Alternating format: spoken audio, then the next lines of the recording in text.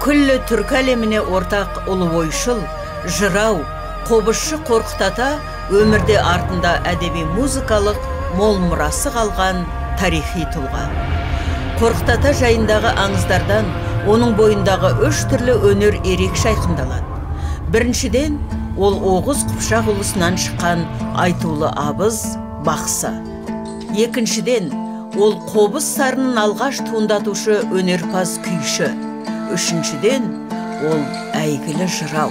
Ол өзінің жүйрік желмаясына мініп, халқы бақытты өмір сүретін жерұйықты іздеуші, ғұмыр бойы өлімге қарсы күресуші жан. Ел жұртты аузына қаратқан Абыз Ата, ғұмырының соңында бірлігі ыдырай бастаған жұртының алауыздығына күйініп, мәңгілік өмір сырын іздеп, дүниенің 4 бұрышын кезіп кетеді. Бірақ қайда барса да алдынан көр қазып жатқан адамдарды жолықтырады. Кімнің көрі деген сауалына Қорқыттың көрі деген жауап естейді.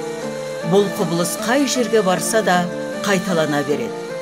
Қайда барсаң да Қорқыттың көрі деген сөз осыдан қалған екен. Ақыр аяғында мәңгі өмір тек өнерде деген ойға келіп, қобыз аспабын ойлап шығарады.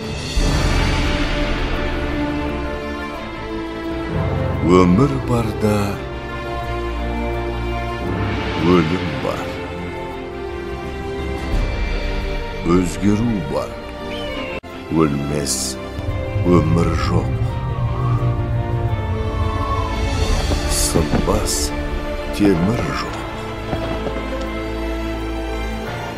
Бәрі де өледі, өзгереді, ұмыт болады. Тек мәңгі бақи өлмейтін, ұмытылмайтын нәрсе адамның өміріндегі істеген игілікті ісінің нәтижесі.